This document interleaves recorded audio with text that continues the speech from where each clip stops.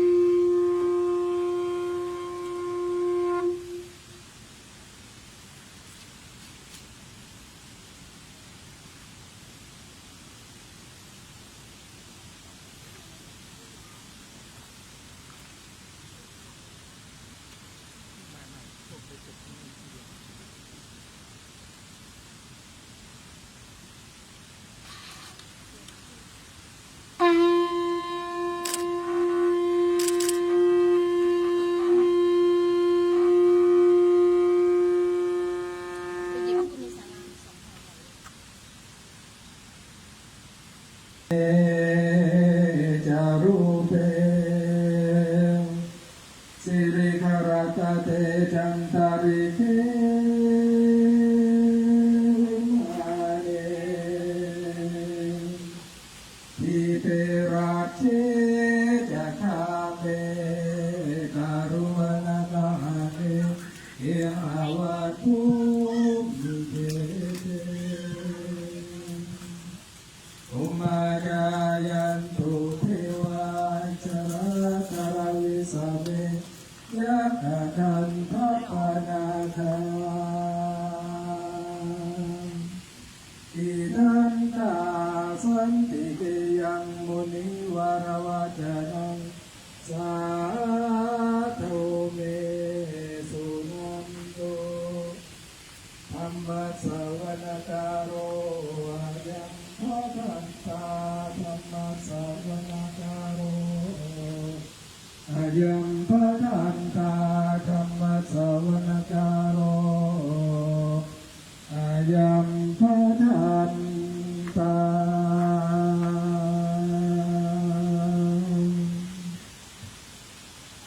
ทุกคนมาทูบที่จุดที่เดินได้เลยไปปักที่กระถางทูบนะลูกคนละ16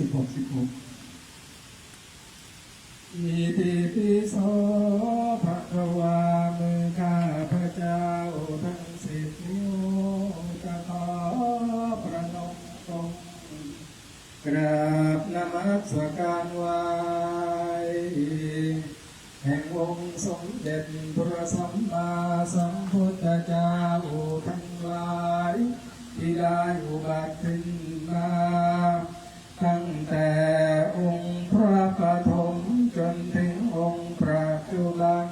ทั้งคุณพระครูบาอาจารย์ทั้งหลายนั้นทั้งคุณพระบิดา21คุณพระมารดา12คุณแม่โพธิ์ศพ39คุณพระพุทธเจ้า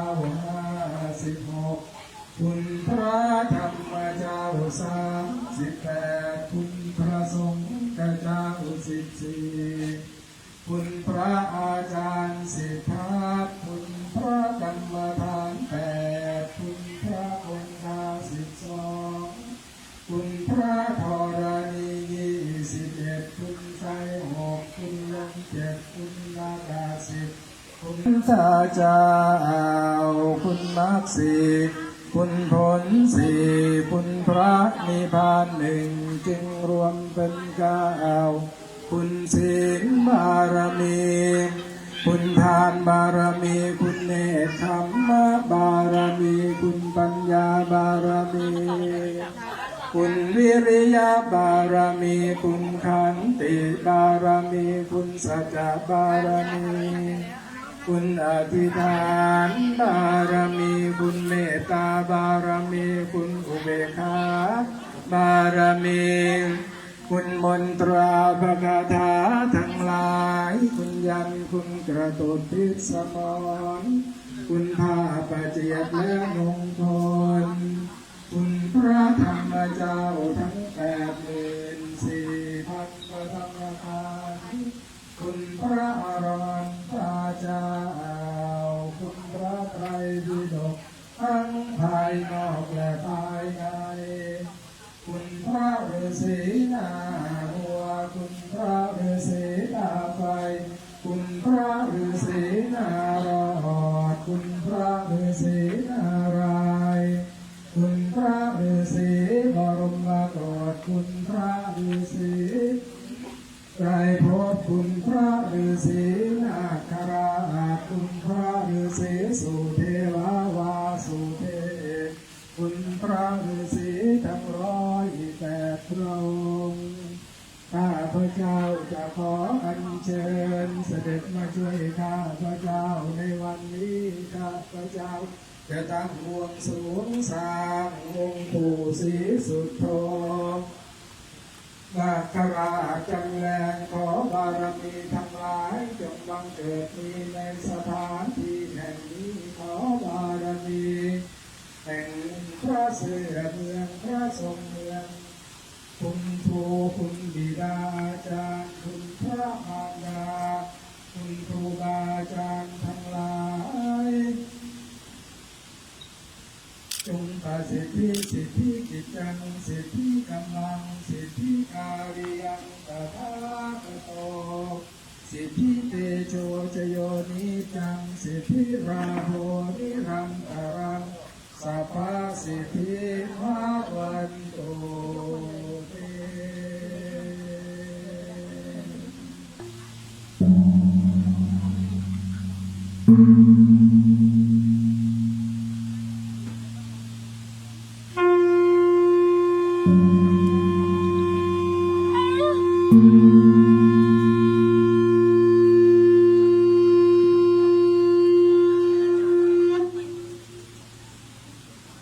เตราเจ